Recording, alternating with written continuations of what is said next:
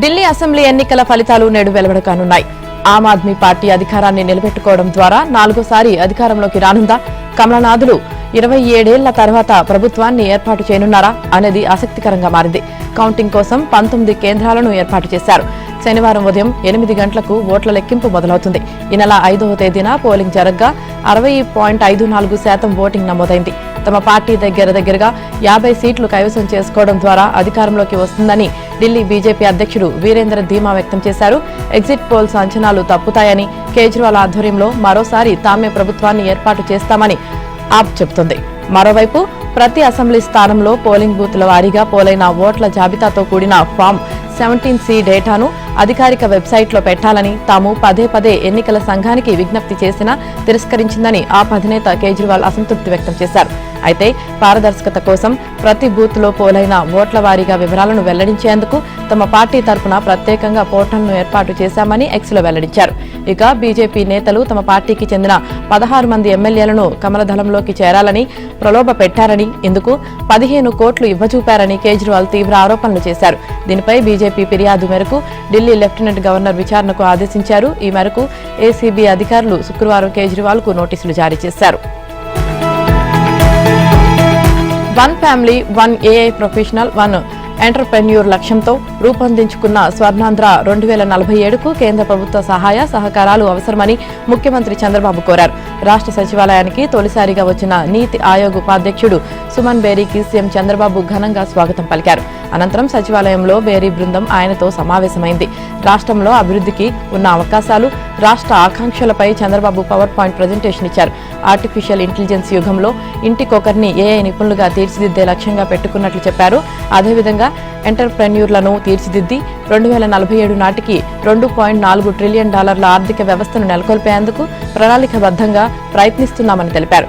ఏటా 15% వృద్ధి రేటు సాధించే దిశగా బలమైన ఆర్థిక వ్యవస్థను నెలకొల్పేందుకు కేంద్ర, రాష్ట్ర ప్రభుత్వాలకు ఇది అనుకూలమైన సమయమని పేర్కొన్నారు. దేశంలోనే 3వ అతిపెద్ద సముద్ర తీరం కలిగిన ఏపీలో పోర్టులు, హైవేలతో అతిపెద్ద కనెక్టివిటీ కలిగి ఉందని చెప్పారు. 3 పారిశ్రామిక కారిడార్లతో తూర్పు ఆగ్నేయాసియాకు రాష్ట్రం గేట్వేగా ఉందని వివరించారు. పునరుత్పాదక విద్యుత్, డేటా టెక్నాలజీలో పెట్టుబడులు ఆకర్షించడం అత్యంత సానుకూల అంశాలుగా పేర్కొన్నారు. దేశంలోని 4 గ్రోత్ హబ్లలో ఒకటిగా ఉన్న విశాఖ ఎకనామిక్ రీజియన్తో పాటు తిరుపతి, అమరావతిని రీజనల్ గ్రోత్ హబ్బులుగా మలిచేందుకు సహకారం అందించాలని నీతి ఆయోగ్ బృందాన్ని సీఎం కోరారు. నాయకుడికి క్యారెక్టర్, క్రెడిబిలిటీ ఉండాలి అని సుద్దులు చెప్పిన వైఎస్ జగన్ కే విలువలు, విశ్వసనీయత లేవని ఆయన సోదరి పీసీసీ అధ్యక్షురాలు షర్మిల ధ్వజమెత్తారు. సొంత తల్లి, చెల్లి, మేనకోడులు, మేనల్లుడికి వెన్నుపోటు పొడిచారని, నీచుడని మండిపడ్డారు. ఆస్తుల కోసం సొంత తల్లిపైనే కేసులు పెట్టారని ఆగ్రహం వ్యక్తం చేశారు. విజయసాయిరెడ్డికి ఇష్టం లేకపోయినా ఆయనపై ఒత్తిడి తెచ్చి తనను తిట్టించారన్నారు. జగన్ క్యారెక్టర్ ఖాళీ సీసా లాంటిది, ఆయన క్యారెక్టర్ 0 అని తేల్చేశారు. బెంగళూరు నుంచి గన్నవరం విమానాశ్రయానికి చేరుకున్న షర్మిల మీడియాతో మాట్లాడారు. జగన్ కు విశ్వసనీయత, విలువలు ఏమాత్రం లేవు. నీతులు చెబుతారు కానీ పాటించరు. వైఎస్ రాజశేఖర్ రెడ్డి పేరు చెప్పుకొని జగన్ అధికారంలోకి వచ్చారు. వైఎస్ ఆశయాలనే కాలరాశారు అని విమర్శించారు. వైఎస్ వివేకానందరెడ్డిని చంపింది అవినాష్ రెడ్డి అని సీబీఐ చెప్పిన తర్వాత కూడా ఆయనకు తన పక్కన కూర్చోబెట్టుకున్నారని ఆక్రోశించారు. వైసీపీకి రాజీనామా చేసిన అనంతరం విజయసాయిరెడ్డి హైదరాబాద్లోని లోటస్ పాండ్లో షర్మిలతో భేటీ అయినట్లు వార్తలు వచ్చిన సంగతి తెలిసిందే. ఈ విషయాన్ని ఆమె ఇప్పుడు ధృవీకరించారు. సాయిరెడ్డితో జరిగిన సమావేశంలో చాలా విషయాలు చర్చకు వచ్చాయని షర్మిల చెప్పారు. ఆస్తుల కోసం జగన్, ఆయన భార్య ఎంత దిగజారిపోతారో బైబిల్ ముందు కూర్చొని ఆలోచించాలి. అబద్ధాలు ఆడకూడదంటూనే జగన్ అబద్ధాలు చెబుతారు, అవే నిజాలని నమ్మించే ప్రయత్నం చేస్తారు అంటూ జగన్పై ధ్వజమెత్తారు. ప్రధాని నరేంద్ర మోదీ నేతృత్వంలోని కేంద్ర కేబినెట్ విశాఖపట్నం కేంద్రంగా దక్షిణ కోస్తా రైల్వే జోన్ ఏర్పాటుకు లాంఛనంగా ఆమోదం తెలిపింది. రైల్వే మంత్రి అశ్విని వైష్ణవ్ సమావేశంలో ఈ విషయాన్ని వెల్లడించారు. ఆంధ్రప్రదేశ్ విభజన చట్టం ప్రకారం కొత్తగా దక్షిణ కోస్తా రైల్వే జోన్ను ఏర్పాటు చేయాలని కేబినెట్ నిర్ణయించిందని, దీనివల్ల పెద్ద ఎత్తున మౌలిక సదుపాయాలు అభివృద్ధి చెందుతాయని వెల్లడించారు. కొత్త జోన్ వల్ల రైల్వే ఆపరేషన్లో సమర్థత పెరుగుతుందని చెప్పారు. కుదించిన వాల్తేరు డివిజన్ను ఇకపై విశాఖ డివిజన్గా పరిగణిస్తారని, వాల్తేరు కొంత భాగం విశాఖపట్నం డివిజన్గా దక్షిణ కోస్తా జోన్లో ఉంటుందని తెలిపారు. వాల్తేరు డివిజన్లోని మిగతా భాగంతో కొత్తగా తూర్పు కోస్తా రైల్వేలో రాయగడ రైల్వే డివిజన్ ఏర్పడుతుందని చెప్పారు.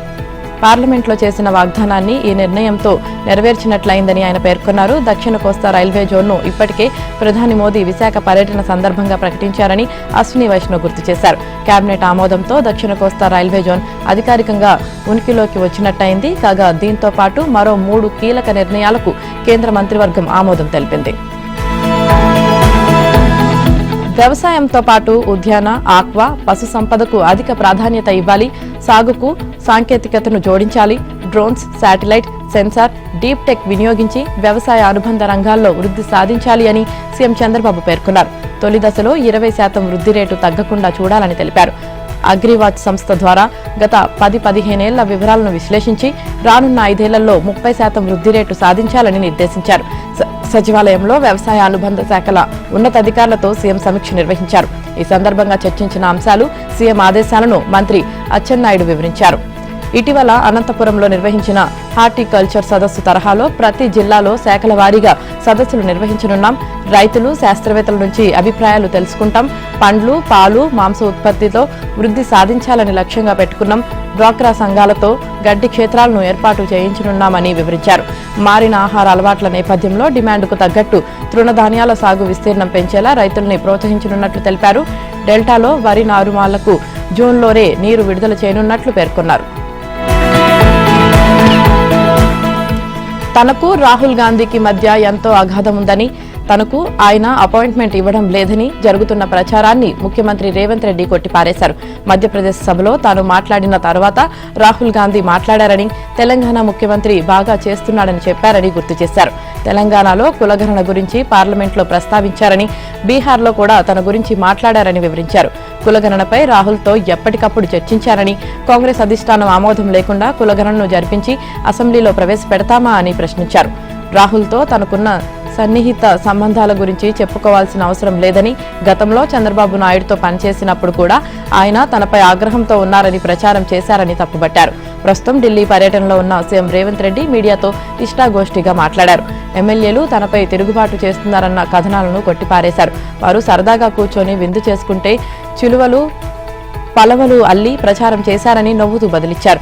అనిరుద్ రెడ్డి పిలిస్తే 10 మంది ఎమ్మెల్యేలు వెళతారా అని ప్రశ్నించారు.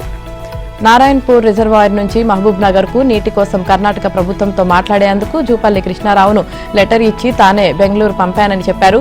తన ఢిల్లీ పర్యటనలో ఈసారి కులగణనపై, పీసీసీ కార్యవర్గంపై మాత్రమే చర్చలు జరిగాయని, మంత్రివర్గ విస్తరణపై పార్టీ అధిష్టానం ఆదేశాల మేరకు నిర్ణయం తీసుకుంటానని రేవంత్ చెప్పారు.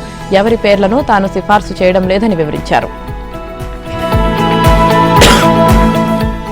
ఫోన్ ట్యాపింగ్ కేసులో నిందితులు తీవ్రమైన నేరాలకు పాల్పడ్డారని రాష్ట్ర పబ్లిక్ ప్రాసిక్యూటర్ వల్లె నాగేశ్వరరావు హైకోర్టుకు తెలిపారు. తెలంగాణ హైకోర్టుకు చెందిన 19 మంది జడ్జిలు ఒక సుప్రీంకోర్టు జడ్జి ఫోన్లను ట్యాప్ చేశారని చెప్పారు. ఈ కేసులో A6 గా ఉన్న private news channel MD Sravan Kumar రావుకు ఎట్టి పరిస్థితుల్లోనూ బెయిల్ ఇవ్వొద్దని అన్నారు. ఫోన్ ట్యాపింగ్ కేసుతో తనకు ఎలాంటి సంబంధం లేదని, తానొక జర్నలిస్టునని, పోలీసులు పెట్టిన సెక్షన్లు తనకు వర్తించవని పేర్కొంటూ శ్రవణ్ కుమార్ రావు దాఖలు చేసిన బెయిల్ పిటిషన్పై జస్టిస్ కె సుజనా ధర్మాసనం విచారణ చేపట్టింది. ఈ సందర్భంగా వల్లె నాగేశ్వరరావు వాదనలు వినిపిస్తూ శ్రవణ్ రావును తప్పించుకు తిరుగుతున్న నేరగాడిగా ప్రకటించాల్సిందిగా దిగువ కోర్టులో ఇప్పటికే పిటిషన్ దాఖలు చేశామని తెలిపారు. FSL రిపోర్టులో కీలక విషయాలు వెల్లడయ్యాయని, తెలంగాణ హైకోర్టుకు చెందిన 19 మంది జడ్జిలు ఒక సుప్రీంకోర్టు జడ్జి ఫోన్లను నిందితులు ట్యాప్ చేశారని వెల్లడించారు. ఇది అత్యంత తీవ్రమైన నేరమని, ఇదే విషయాన్ని హైకోర్టుకు సీల్డ్ కవర్లో సమర్పించామని చెప్పారు. ఈ కేసును కొట్టివేయాలని రాధాకిషన్ రావు ఇప్పటికే క్వాష్ పిటిషన్ దాఖలు చేయగా ఈ నెల 12 వరకు ఆయనను అరెస్టు చేయరాదంటూ హైకోర్టు మధ్యంతర ఉత్తర్వులు జారీ చేసింది. మరోవైపు ఇదే కేసులో A1 గా ఉన్న హరీష్ రావు సైతం క్వాష్ పిటిషన్ దాఖలు చేశారు. ఈ పిటిషన్ ఈ నెల 12కు వాయిదా పడింది. తెలంగాణ వ్యాప్తంగా ఇవాల్టి నుంచి కొత్త రేషన్ కార్డుల కోసం దరఖాస్తులను స్వీకరించనున్నారు. ఇవాల్టి నుంచి మీ సేవా కేంద్రాల ద్వారా ఈ దరఖాస్తులను స్వీకరించనున్నట్లు పౌర సరఫరాల శాఖ కమిషనర్ తెలిపారు. కొత్త రేషన్ కార్డుల జారీలో అవలంబించాల్సిన విధానం, అర్హతల గురించి ఇప్పటికే సబ్ కమిటీ ఇచ్చిన సూచనలను ప్రభుత్వం ఆమోదించిన విషయం తెలిసిందే. దీని ప్రకారం కొత్త కార్డులు ఉన్న కార్డుల్లో కుటుంబ సభ్యుల పేర్లను జత చేసేందుకు మీ సేవలో దరఖాస్తు చేసుకోవాలని కమిషనర్ తెలిపారు. ఈ మేరకు ఆదేశాలు జారీ చేశారు. కొత్త రేషన్ కార్డులతో పాటు ఇందిరమ్మ ఇల్లు, ఇందిరమ్మ ఆత్మీయ భరోసా దరఖాస్తులను ప్రజాపాలన సేవా కేంద్రాల్లో స్వీకరించాలని ఇప్పటికే ప్రభుత్వం అన్ని జిల్లాల కలెక్టర్లకు ఆదేశాలు జారీ చేసింది. సమగ్ర కులగణన సర్వేలో భాగస్వామి కాని కేసీఆర్, కేటీఆర్, హరీష్ రావులకు బలహీన వర్గాల గురించి మాట్లాడే హక్కు లేదని రాష్ట్ర రవాణా, బీసీ సంక్షేమ శాఖ మంత్రి పొన్నం ప్రభాకర్ అన్నారు. బీసీలకు కనీసం న్యాయం చేయాలనే ఆలోచన కూడా వారికి లేదన్నారు. సర్వేపై అసెంబ్లీలో చర్చకు బీఆర్ఎస్ సిద్ధమా అని ప్రశ్నించారు. బీసీల జనాభా 56% అని తేలిందని, బీఆర్ఎస్ పార్టీనేమో 51% అని చెబుతుందని, ఈ విషయం మీద అసెంబ్లీలో చర్చించేందుకు సిద్ధమని చెప్పారు. బీసీ నేత అయినందునే ఈటెల రాజేందర్ను బీఆర్ఎస్ గెంటేసిందని విమర్శించారు. సిద్దిపేట జిల్లాలో జరిగిన పలు కార్యక్రమాలకు మంత్రి పొన్నం ప్రభాకర్ పాల్గొన్నారు. అప్పట్లో బీఆర్ఎస్ హయాంలో నిర్వహించిన సమగ్ర కుటుంబ సర్వే కేసీఆర్ ఇంటికే పరిమితమైందన్నారు. సీఎంగా కేసీఆర్, పార్టీ వర్కింగ్ ప్రెసిడెంట్గా కేటీఆర్, శాసనసభ పక్షనేతగా హరీష్ రావు పదవులు అనుభవించారని, ఆ పార్టీ నుంచి బీసీలకు ఒక్క పదవైనా ఇచ్చారా అని ప్రశ్నించారు. బీసీలకు న్యాయం చేయని బీఆర్ఎస్ నేతలు ఏ హక్కుతో బీసీల గురించి మాట్లాడతారని నిలదీశారు. బీసీలను తక్కువ సంఖ్యలో చూపిస్తే ప్రభుత్వానికి వచ్చే ప్రయోజనం ఏమిటి అనేది బీసీ మేధావులు, నాయకులు ఆలోచించాలని కోరారు. కాగా కులగణనలో పాల్గొనకుండా ఫామ్ హౌస్లో ఉన్న వాళ్లకు సర్వేలో లోపాలు, రిజర్వేషన్లపై మాట్లాడే హక్కు లేదని మంత్రి కోమటిరెడ్డి వెంకటరెడ్డి అన్నారు. యాదాద్రి భువనగిరి జిల్లా కేంద్రం భువనగిరిలో ఆయన విలేకరులతో మాట్లాడారు. తాము బీఆర్ఎస్ హయాంలో మాదిరిగా హడావుడిగా సర్వే చేయలేదని, తాము చేసిన సర్వేను ప్రజల ముందు పెట్టామని చెప్పారు. కేంద్ర ప్రభుత్వం నుంచి రాష్ట్రానికి రావాల్సిన 15,000 కోట్ల నిధులు వచ్చేలా కృషి చేయాలని తెలంగాణకి చెందిన కాంగ్రెస్ పార్లమెంట్ సభ్యులకు ఉప ముఖ్యమంత్రి మల్లు భట్టి విక్రమార్క దిశానిర్దేశం చేశారు. ఢిల్లీలోని తెలంగాణ భవన్లో అందుబాటులో ఉన్న ఎంపీలతో ఆయన సమావేశం నిర్వహించారు. ఇటీవల కేంద్ర ప్రభుత్వం ప్రవేశపెట్టిన 2025-26 బడ్జెట్లో కేంద్ర పథకాలకు అన్ని రాష్ట్రాలకు కలిపి 5.50 లక్షల కోట్లు రావాల్సి ఉందని, అందులో తెలంగాణకు రావాల్సిన నిధులు 15,000 కోట్లు ఉన్నాయని ఎంపీలకు తెలిపారు. కేంద్రం నుంచి రావాల్సిన పెండింగ్ నిధుల వివరాలపై వారికి పవర్ పాయింట్ ప్రజెంటేషన్ ఇచ్చారు. ప్రధానంగా కేంద్ర వ్యవసాయ, గ్రామీణాభివృద్ధి, విద్య, ఆరోగ్యం, పట్టణాభివృద్ధి, స్త్రీ శిశు సంక్షేమ శాఖల నుంచి రాష్ట్రానికి నిధులు రావాల్సి ఉందని ఎంపీలకు ఉప ముఖ్యమంత్రి వివరించారు. కేంద్రం నుంచి రావాల్సిన పెండింగ్ పనులు, నిధులకు సంబంధించి రాష్ట్ర ప్రభుత్వం తయారు చేసిన బుక్లెట్లను ఈ సందర్భంగా ఎంపీలకు అందజేశారు. ప్రతి ఏటా దావోస్ వెళ్లడం, భారీ పెట్టుబడులు తెచ్చామని తప్పుడు ప్రచారం చేసుకోవడం తప్ప 9 ఏళ్ల పాలనలో బీఆర్ఎస్ చేసిందేమీ లేదని రాష్ట్ర ఐటీ, పరిశ్రమల శాఖ మంత్రి దుద్దిళ్ల శ్రీధర్ బాబు ఆరోపించారు. దానివల్లే దావోస్ సమావేశాల్లో జరిగిన ఒప్పందాలు ఏమిటి, అందులో ఎన్ని సంస్థలు రాష్ట్రంలో పెట్టుబడులు పెట్టాయి, ఎంతమందికి ఉద్యోగాలు ఇచ్చాయి వంటి అంశాలను గత ప్రభుత్వం బయటకు చెప్పలేదని అన్నారు. సెంటిలియాన్ నెట్వర్క్స్ కు చెందిన హెచ్సి రోబోటిక్స్ సంస్థ తెలంగాణలో మరో 500 కోట్ల పెట్టుబడులు పెట్టేందుకు ముందుకు వచ్చింది. ఈ విషయమై Centillion networks chairman MD Venkat, director Radhakishore, ఆ సంస్థ ఇండియా ఆపరేషన్స్ హెడ్ సుధాకర్ మంత్రి శ్రీధర్ బాబుతో సచివాలయంలో సమావేశమయ్యారు. అనంతరం మంత్రి హెచ్సి రోబోటిక్స్ పెట్టుబడిపై ప్రకటన చేశారు. దావోస్ పేరు చెప్పి గత ప్రభుత్వం ప్రచార ఆర్భాటం తప్ప చేసిందేమీ లేదని అన్నారు. తాము అధికారంలోకి వచ్చిన నెల రోజుల్లోపే ముఖ్యమంత్రి రేవంత్ రెడ్డి నేతృత్వంలోని బృందం దావోసులో జరిగిన ప్రపంచ ఆర్థిక సదస్సుకు వెళ్లి 18 కంపెనీలతో దాదాపు 50,000 కోట్ల విలువైన ఒప్పందాలు చేసుకుందని గుర్తు చేశారు. అందులో 17 సంస్థలు రాష్ట్రంలో పెట్టుబడులు పెడుతున్నాయని చెప్పారు. కులగణన విషయంలో తెలంగాణ ప్రభుత్వం తీరు విచారకరమని కేంద్ర మంత్రి కిషన్ రెడ్డి అన్నారు. తెలంగాణలో దాదాపు 50% ఇళ్లలో కులగణన చేయలేదని, తూతూ మంత్రంగా సర్వే నిర్వహించారని ఆరోపించారు. ముస్లిం బీసీ, హిందూ బీసీ అని ఏ చట్టంలో ఉందని ప్రశ్నించారు. ఇది పూర్తిగా రాజ్యాంగ విరుద్ధమన్నారు. నేషనల్ మీడియా సెంటర్లో కిషన్ రెడ్డి విలేకరులతో మాట్లాడారు. ముస్లింల ప్రాపకం కోసం కాంగ్రెస్ అగ్రనేత రాహుల్ గాంధీ నేతృత్వంలో వారిని బీసీల జాబితాలో చేర్చారని ఆరోపించారు. బీసీలకు అన్యాయం చేసే ఈ నిర్ణయాన్ని బీజేపీ వ్యతిరేకిస్తుందని తెలిపారు. కులం పేరుతో, మతం పేరుతో ప్రజలను విభజించి రాజకీయ లబ్ధి పొందాలని కాంగ్రెస్ ప్రభుత్వం చూస్తుందన్నారు. ఆ పార్టీకి, రాహుల్ గాంధీకి ఇది అలవాటుగా మారిందని విమర్శించారు. అంతకుముందు బొగ్గు శాఖ పురోగతిపై కిషన్ రెడ్డి కీలక వ్యాఖ్యలు చేశారు. 2047 వికసిత్ భారత్ లక్ష్యాల్లో బొగ్గు రంగం కీలకమన్నారు. ప్రపంచ బొగ్గు ఉత్పత్తిలో, వినియోగంలోనూ భారత్ 2వ స్థానంలో ఉందని, బొగ్గు నిల్వల్లో ప్రపంచంలో 5వ స్థానం. తెలంగాణ కాంగ్రెస్ కొనసాగిస్తున్నది ప్రజాపాలన కాదని, ప్రజలను వేధించే పాలన అని బీఆర్ఎస్ వర్కింగ్ ప్రెసిడెంట్ కేటీఆర్ అన్నారు. సీఎం రేవంత్ రెడ్డి ఇలాకాలోనే బడి పిల్లలు అన్నం దొరక్క పస్తులుండాల్సి వస్తుందన్నారు. సీఎం సొంత నియోజకవర్గంలోనే విద్యార్థులకు మధ్యాహ్న భోజనం పెట్టే పరిస్థితి లేకుండా పోయిందంటూ ఎక్స్ వేదికగా విమర్శించారు. అదానికి రాష్ట్రంలోని వనరులు దోచిపెట్టడంలో ఉన్న శ్రద్ధ ప్రభుత్వ పాఠశాలల దీన స్థితిపై లేదా అమృత్ స్కీమ్ను బామర్దికి అప్పనంగా కట్టబెట్టడంలో ఉన్న తెలివి, మూసీ ప్రక్షాళన పేరుతో మూటలు కట్టి ఢిల్లీకి కట్టలు పంపడంపై ఉన్న శ్రద్ధ, భవిష్యత్తు భారతావనికి వారసులైన పసిపిల్లల కడుపు నింపడంలో లేదా అని కేటీఆర్ ప్రశ్నించారు. ఢిల్లీ బాసులు గల్లీ దోస్తుల ఆకలి తీర్చడం కాదని ముందు మధ్యాహ్న భోజన పథకంపై దృష్టి పెట్టాలని సూచించారు. కాంగ్రెస్ పార్టీ ఇచ్చిన 420 హామీల్లాగే బీసీలకు ఇచ్చిన హామీలు కూడా డొల్లా అనే విషయాన్ని ప్రజలు గమనిస్తున్నారన్నారు. ఉద్దేశపూర్వకంగానే బీసీ వర్గాల సంఖ్యను ప్రభుత్వం భారీగా తగ్గించి చూపించిందని ఆరోపించారు. గురుకులాలు, ప్రభుత్వ పాఠశాలల్లో కలుషిత ఆహారం పెడితే సంబంధిత వ్యక్తులను అరెస్టు చేస్తామన్న సీఎం రేవంత్ రెడ్డి మాట ఏమైందని మాజీ మంత్రి బీఆర్ఎస్ ఎమ్మెల్యే హరీష్ రావు ప్రశ్నించారు. మహబూబాబాద్ జిల్లా దామరవంచ గిరిజన గురుకులంలో విద్యార్థులు ఆసుపత్రి పాలు కావడం ఈ ప్రభుత్వ నిర్లక్ష్యానికి పరాకాష్ట అని ఎక్స్లో ఆయన పేర్కొన్నారు. ఆసుపత్రి పాలైన విద్యార్థులకు మెరుగైన వైద్యం అందించాలని, కలుషితాహార ఘటనలు జరగకుండా చర్యలు తీసుకోవాలని డిమాండ్ చేశారు. మహిళల భద్రతకు అత్యధిక ప్రాధాన్యం ఇస్తున్నామని సందర్భం వచ్చిన ప్రతిసారి ప్రభుత్వం ప్రకటిస్తుంది. సమస్యల్లో ఉన్న వారికి అండగా నిలబడేందుకు మహిళా భద్రతా విభాగం, భరోసా కేంద్రాలు వంటివి ఉన్నాయని చెబుతుంది. అయితే ఆయా విభాగాలు పనిచేస్తున్నా అవి ఆశించిన స్థాయిలో సమర్థంగా సేవలు అందించలేని పరిస్థితి. తమకు జరిగిన అన్యాయంపై బాధితులు మొదట పోలీస్ స్టేషన్కు వెళ్తుంటారు. అయితే అక్కడికి వెళ్లిన మహిళలు తమ బాధను సవివరంగా పోలీసుల వద్ద చెప్పుకునే పరిస్థితి లేదు. ఇందుకు ప్రధాన కారణం పోలీస్ శాఖలో మహిళా సిబ్బంది తక్కువగా ఉండటమే. ప్రతి పోలీస్ స్టేషన్లో మహిళా సిబ్బంది అందుబాటులో ఉంటున్నా వారి సంఖ్య అంతంత మాత్రంగానే ఉంది. మహిళా సిబ్బంది కొరత వల్ల పోలీసింగ్లో అనేక ఇబ్బందులు ఎదురవుతున్నాయి. ఆందోళనలు, నిరసనల సమయంలో మహిళలను అదుపు చేయడం, అదుపులోకి తీసుకోవడం కష్టతరంగా మారుతుంది. నిబంధనల ప్రకారం మహిళలను అదుపులోకి తీసుకోవాలన్నా, అరెస్టు చేయాలన్నా, స్టేషన్లో విచారించాలన్నా మహిళా సిబ్బంది ఉండాల్సిందే. కానీ సిబ్బంది కొరత వల్ల కొన్ని సందర్భాల్లో ఠాణాల్లోనూ ఇబ్బందికర పరిస్థితులు ఎదురవుతున్నాయి.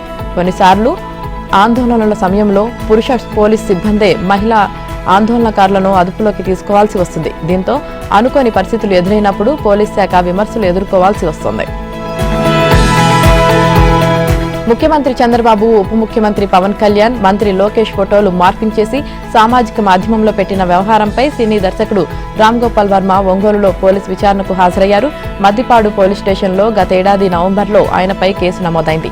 దీనికి సంబంధించి శుక్రవారం మధ్యాహ్నం 12 గంటలకు ఆయన ఒంగోలు రూరల్ స్టేషన్కు వచ్చి విచారణ అధికారి సిఐ శ్రీకాంత్ బాబు ఎదుట హాజరయ్యారు. కారులో ఆయన వెంట ఓ మహిళ, ఒక అసిస్టెంట్ కూడా వచ్చారు. ఆర్జీవీతో పాటు స్టేషన్లోకి వెళ్లేందుకు సదరు అసిస్టెంట్ ప్రయత్నించగా పోలీసులు అడ్డుకున్నారు. మహిళ కారులోనే ఉండిపోయారు. రాత్రి 9 గంటలకు విచారణ ముగిసింది. 9 గంటల పాటు ఆయన్ను ప్రశ్నించారు. మొదటి 5 గంటల విచారణలో 3 సార్లు ట్రీ బ్రేక్ ఇచ్చారు. విచారణలో ఎక్కువ సమయం వర్మ సెల్ ఫోన్ పైనే సాగినట్లు తెలిసింది. ఆ ఫోన్ను పరిశీలించాలని విచారణ అధికారి అడగగా తాను తీసుకురాలేదని, హైదరాబాద్లోనే ఉంచి వచ్చినట్లు సమాధానమిచ్చారు. దీంతో పోలీసులు సాంకేతిక పరిజ్ఞానంతో సెల్ లొకేషన్ కనిపెట్టారు. ఆ సిగ్నల్ స్థానిక వైసీపీ కార్యాలయం వద్ద చూపడంతో పోలీసులు అక్కడకు వెళ్లగా వర్మ వచ్చిన కారు అక్కడే ఉంది. అక్కడ వెతికినా ఫోన్ దొరకపోవడంతో పోలీసులు వెనుదిరిగారు. మరోసారి విచారణకు రావాల్సి ఉంటుందని విచారణ అధికారి చెప్పినట్లు తెలిసింది. వచ్చేటప్పుడు సెల్ ఫోన్తో రావాలని కోరినట్లు సమాచారం. కాగా వర్మకు సిఐడి కూడా నోటీసులు ఇచ్చింది. ఈ నెల 10న గుంటూరు సిఐడి కార్యాలయంలో విచారణకు రావాలంటూ ఒంగోలు రూరల్ పోలీస్ స్టేషన్లో ఆయనకు సిఐడి సిఐ తిరుమలరావు నోటీసులు అందజేశారు. కనుచూపు మేర సముద్రం, సరిహద్దుల గీతలు కనిపించని జలాలు. ఆ కనిపించని గీతను వాళ్లు దాటారు. పాకిస్తాన్ చెరలో చిక్కారు. 13 నెలల పాటు పాక్ జైల్లో మక్కారు. ఈ యథార్థ వెద తండేల్ వెండితెరపైకి వచ్చింది. ఇది శ్రీకాకుళం జిల్లాకు చెందిన అనేక మంది మత్స్యకారులు దయనీయ పరిస్థితికి అద్దం పట్టే కదా. స్థానిక మత్స్యకారులు ఇక్కడ చేపల వేట గిట్టుబాటు కాక ఇతర ప్రాంతాలకు వలస వెళ్లి నానా కష్టాలు పడుతున్నారు. శ్రీకాకుళం జిల్లాలో 193 కిలోమీటర్ల మేర తీరం విస్తరించి ఉంది. ఇచ్చాపురం మండలం, డొంకూరు నుంచి రణస్థలం మండలం, దోనిపేట వరకు 104 మత్స్యకార గ్రామాలున్నాయి. జిల్లాలో ఫిషింగ్ హార్బర్లు కానీ, జెట్టీలు కానీ అందుబాటులో లేకపోవడంతో మత్స్యకారులు సంప్రదాయ వేటకే పరిమితమయ్యారు. ఇప్పటికే నాటు పడవలపై ప్రమాదకర స్థితిలో వేట సాగిస్తున్నారు. వీరి సమస్యను పరిష్కరించి స్థానికంగా ఉపాధి కల్పించేలా గతంలో టీడీపీ ప్రభుత్వ హయాంలో భావనపాడు హార్బర్ నిర్మాణానికి శ్రీకారం చుట్టారు. టెండర్ల ప్రక్రియ సైతం పూర్తయింది. ఇంతలో ఎన్నికలు రావడం, వైసీపీ అధికారంలోకి రావడంతో హార్బర్ నిర్మాణానికి బ్రేకులు పడ్డాయి. ఎన్నికల స్టంట్లో భాగంగా అప్పట్లో మంచినీళ్లపేటలో జెట్టి, బడగట్లపాలెంలో ఫిషింగ్ హార్బర్ నిర్మాణానికి వైసీపీ నేతలు శంకుస్థాపన చేశారు. కానీ పనులు మాత్రం ప్రారంభించలేదు. తాజాగా కూటమి ప్రభుత్వం ఈ పనులపై ప్రత్యేకంగా దృష్టి పెట్టింది. మహారాష్ట్ర అసెంబ్లీ ఎన్నికల్లో అక్రమాలు జరిగాయని కాంగ్రెస్ అగ్రనేత రాహుల్ గాంధీ మరోసారి ఆరోపించారు.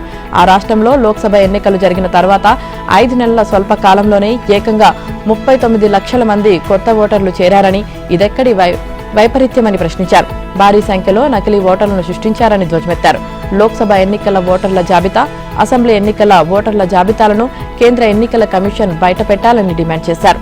శనివారం ఢిల్లీ అసెంబ్లీ ఎన్నికల ఫలితాలు వెలువడనున్న నేపథ్యంలో శుక్రవారం ఆయన మహారాష్ట్ర ఎన్నికలపై స్పందించారు. 2019 అసెంబ్లీ, 2024 లోక్సభ ఎన్నికల నడుమ 5 ఏళ్లలో 32 లక్షల మంది ఓటర్లు అదనంగా ఓటర్లు చేరితే ఇప్పుడు 5 నెలల్లోనే ఏకంగా 39 లక్షల మంది వచ్చి చేరారు. వీరంతా ఎవరనేది ప్రశ్న. రెండోది, మహారాష్ట్రలో ఓటింగ్కు అర్హత ఉన్న జనాభా కంటే ఎక్కువగా ఓటర్లు ఎలా ఉన్నారు అని ప్రశ్నించారు. రాహుల్ ఆరోపణలను మహారాష్ట్ర సీఎం ఫడ్నవీస్ ఖండించారు. రాహుల్ అబద్దాల్లో బతుకుతున్నారని ధ్వజమెత్తారు. ఆయన ప్రశ్నలకు ఈసీ గతంలోనే జవాబిచ్చారన్నారు. నేడు ఢిల్లీ ఎన్నికల ఫలితాలు ఎలా ఉంటాయో రాహుల్కు తెలుసు. ఫలితాల తర్వాత ఏం మాట్లాడాలో, ఏం సాకులు వెతుక్కోవాలో ఇప్పుడాయన ప్రాక్టీస్ చేస్తున్నారు. అసత్యాలతో తనకు తాను ఓదార్చుకుంటే కాంగ్రెస్ పునరుజ్జీవనం జరగదు అని ఎద్దేవా చేశారు. మహాకుంభమేళాకు భక్తులు పోటెత్తుతున్నారు. దేశ విదేశాల్లోని భక్తులు ప్రయాగ్రాజ్కు తరలివస్తున్నారు. శుక్రవారం నాటికి త్రివేణి సంగమంలో 42 కోట్ల మందికి పైగా భక్తులు పుణ్యస్నానాలు ఆచరించారు. ఈ సంఖ్య అమెరికా, కెనడా దేశాల్లోని ప్రజల కంటే ఎక్కువ కావడం విశేషం. గత నెల 13న ప్రారంభమై ఈ నెల 26తో ముగిసే ఈ మహా ఉత్సవంలో పుణ్యస్నానం చేసే వారి సంఖ్య 50 కోట్లు దాటుతుందని కేంద్ర సమాచార ప్రసార శాఖ ఓ ప్రకటనలో తెలిపింది. మకర సంక్రాంతి, మౌని అమావాస్య, వసంత పంచమి వంటి 3 అమృత స్నానాలు పూర్తయినా భక్తుల తాకిడి తగ్గలేదు. మౌని అమావాస్య రోజున 8 కోట్ల మందికి పైగా, మకర సంక్రాంతి రోజున 3.5 కోట్ల మంది, జనవరి 30, ఫిబ్రవరి 1న 2 కోట్ల మందికి పైగా, పౌర్ణమికి 1.7 కోట్ల మంది, వసంత పంచమి నాడు 2.5 కోట్ల మంది పుణ్యస్నానాలు ఆచరించారు. ఇప్పటి వరకు ప్రధానమంత్రి నరేంద్ర మోదీ, హోంమంత్రి అమిత్ షా, రక్షణ మంత్రి రాజ్నాథ్ సింగ్ తదితర ప్రముఖులు ప్రయాగ్రాజ్ త్రివేణి సంగమంలో పుణ్యస్నానాలు ఆచరించారు. ఈ నెల 10న రాష్ట్రపతి ద్రౌపది ముర్ము కూడా ఇక్కడికి రానున్నారు. బీహార్ గవర్నర్ ఆరిఫ్ మొహమ్మద్ ఖాన్, గుజరాత్ సీఎం భూపేంద్ర పటేల్ శుక్రవారం సంగమంలో పవిత్ర స్నానాలు చేశారు. ప్రధాని నరేంద్ర మోదీ ఈ నెల 12, 13 తేదీల్లో అమెరికాలో పర్యటించనున్నారు. ఈ విషయాన్ని విదేశాంగ శాఖ కార్యదర్శి విక్రమ్ మిస్రీ వెల్లడించారు. గత నెల 20న అమెరికా 47వ అధ్యక్షుడిగా డొనాల్డ్ ట్రంప్ బాధ్యతలు స్వీకరించిన తర్వాత ప్రధాని నరేంద్ర మోదీ అమెరికాలో పర్యటించనుండడం ఇదే మొదటిసారి. అమెరికాలో నివసిస్తున్న అక్రమ భారత వలసదారులను యుఎస్ మిలిటరీ విమానంలో పంపేస్తామని ప్రకటించిన కొన్ని రోజుల్లో ప్రధాని నరేంద్ర మోదీ పర్యటిస్తుండడం గమనార్హంగా మారింది. ఈ నెల 10, 12 తేదీల మధ్య ఫ్రాన్స్ రాజధాని ప్యారిస్లో జరిగే ఆర్టిఫిషియల్ ఇంటెలిజెన్స్ యాక్షన్ సమ్మిట్ కు మోదీ కో చైర్మన్ గా వ్యవహరించనున్నారు. జనవరి 27న ప్రధాని నరేంద్ర మోదీ, అమెరికా అధ్యక్షుడు డొనాల్డ్ ట్రంప్ మధ్య ఇమిగ్రేషన్, ద్వైపాక్షిక సంబంధాలపై ఫోన్ చర్చలు జరిగాయి. విచారణలో ఉన్న వారితో సహా విదేశాల్లోని జైల్లో 10,152 మంది భారతీయ ఖైదీలు ఉన్నట్టు విదేశీ వ్యవహారాల శాఖ సహాయ మంత్రి కీర్తివర్ధన్ సింగ్ లోక్సభకు లిఖితపూర్వకంగా తెలియజేశారు. దేశాల వారీగా జైల్లో ఎంతమంది భారతీయ ఖైదీలు ఉన్నారో వెల్లడించారు. Saudi Arabia, Kuwait, UAE, Qatar, Nepal, Pakistan, America, Sri Lanka, Spain, Russia, Israel, China, Bangladesh, Argentina సహా 86 దేశాల్లో వీరు ఉన్నారని తెలిపారు. సౌదీ అరేబియాలో 2,633 మంది, యుఏఈలో 2,518 మంది, నేపాల్లో 1,317 మంది, పాకిస్తాన్లో 266 మంది, శ్రీలంకలో 98 మంది భారతీయ ఖైదీలున్నారని పేర్కొన్నారు. ఖతార్ జైల్లో 611 మంది భారతీయ ఖైదీలున్నట్లు ఆయన తెలిపారు. మరోవైపు అమెరికా జారీ చేసే H-1B వీసా లబ్ధిదారుల్లో భారతీయులే ఎక్కువని కేంద్రం తెలిపింది. 2022 అక్టోబర్ నుంచి 2023 సెప్టెంబర్ మధ్య జారీ అయిన వీసాల్లో 72.3% వీసాలను భారత నిపుణులే దక్కించుకున్నారని కీర్తివర్ధన్ సింగ్ వెల్లడించారు. ఇటీవల వీసా తిరస్కరణలు పెరగడంపై ఆయన స్పందిస్తూ విదేశీ ప్రభుత్వాల సార్వభౌమత్యాన్ని సంబంధించిన అంశాలపై బహిరంగంగా మాట్లాడబోమని స్పష్టం చేశారు. అమెరికాలోని అలస్కా మీదుగా ప్రయాణిస్తున్న ఓ విమానం జాడ గల్లంతైంది. దీనిలో దాదాపు 10 మంది ప్రయాణికులున్నట్లు తెలుస్తుంది. ఈ విషయాన్ని the Alaska public safety department వెల్లడించింది. ఇది బేరింగ్ ఎయిర్ సంస్థకు చెందిన సెన్నా 208 బిగ్ గ్రాండ్ కార్వాన్ మోడల్గా గుర్తించారు. అమెరికాలోని ఉన్న ఉనల్కెలేట్ నుంచి నోమ్కు వెళ్తుండగా ఈ ప్రమాదం జరిగింది. రాడర్ నుంచి దీని జాడ అదృశ్యమైంది. నార్టోన్ సౌండ్ ఏరియాలో ఈ ప్రమాదం జరిగినట్లు భావిస్తున్నారు. సహాయక బృందాలు ఇప్పటికే అక్కడికి చేరుకున్నాయి. దాదాపు వారం రోజుల క్రితం ఫిలడెల్ఫియాలోని షాపింగ్ మాల్ సమీపంలో విమానం కూలింది. ఈ ఘటనలో 6గురు మృతి చెందారు. ప్రమాదం జరిగిన ప్రాంతంలో ఇళ్లు, కార్లు దగ్ధమయ్యాయి. అంతకుముందు వాషింగ్టన్ డీసీ సమీపంలోని రోనాల్డ్ రీగన్ జాతీయ విమానాశ్రయం వద్ద ఓ ప్రయాణికుల విమానం ల్యాండ్ అవుతుండగా సైనిక హెలికాప్టర్ ఢీకొంది. దీనిలో 64 మంది ప్రయాణికులు, హెలికాప్టర్లోని 4 సిబ్బంది మరణించారు. బంగ్లాదేశ్లో మరోసారి హింసాత్మక పరిస్థితులు నెలకొన్నాయి. మాజీ ప్రధాని హసీనాకు చెందిన అవామీ లీగ్ పార్టీకి చెందిన పలువురు నేతల ఇళ్లకు నిరసనకారులు నిప్పంటించారు. మ్యూజియంగా మార్చిన బంగ్లాదేశ్ వ్యవస్థాపకుడు షేక్ ముజిబుర్ రెహమాన్ స్మారక నివాసంపై వేలాది మంది దాడి చేసి నిప్పంటించారు. షేక్ హసీనా ఆన్లైన్లో చేసిన ప్రసంగం కారణంగా తాజాగా హింసాత్మక ఘటనలు చెలరేగాయి. యూనస్ నేతృత్వంలోని మధ్యంతర ప్రభుత్వానికి వ్యతిరేకంగా నిరసనలు తెలపాలని ఆమె అవామీ లీగ్ నేతలకు పిలుపునిచ్చారు. దీంతో హసీనా వ్యతిరేకులు రెచ్చిపోయారు. డొనాల్డ్ ట్రంప్ అధికారంలోకి రాగానే అక్రమ వలసదారులపై అమెరికా ప్రభుత్వం ఉక్కుపాదం మోపింది. తమ దేశంలోకి చట్ట వ్యతిరేకంగా అడుగుపెట్టిన వారిని నిర్బంధించడమే గాక కొంతమందిని ప్రత్యేక సైనిక విమానాల్లో స్వదేశాలకు తరలిస్తుంది. ఇందుకోసం భారీగా ఖర్చు చేస్తుంది. అలా ఇటీవల కొంతమంది భారతీయులను కూడా వెనక్కి పంపింది. మరి వారి కోసం అగ్రరాజ్యం అధిక మొత్తంలో ఖర్చు చేస్తుంది. 104 మంది వలసదారులను భారత్కు పంపించేందుకు అమెరికా $1 మిలియన్ పైనే ఖర్చు చేసినట్లు అంతర్జాతీయ మీడియాలో కథనాలు వస్తున్నాయి. అంటే భారత కరెన్సీలో దాదాపు 8.74 కోట్లకు పైమాటే. సాధారణంగా పౌర విమానాలతో పోలిస్తే సైనిక విమానాల నిర్వహణ ఖర్చు 3 రెట్లు ఎక్కువగా ఉంటుందని నివేదికలు వెల్లడిస్తున్నాయి. అమెరికా ఎయిర్ ఫోర్స్ కు చెందిన C-17A గ్లోబ్ మాస్టర్ 3 విమానం వలసదారులను తీసుకుని పంజాబ్లోని అమృత్సర్ ఎయిర్పోర్ట్లో దిగింది. ఈ విమానాన్ని 1995లో అగ్రరాజ్య వాయుసేనలో చేర్చారు. అప్పటి నుంచి సైనిక బలగాలు, వాహనాలు, ఆయుధ సామాగ్రి తరలింపుకు వీటిని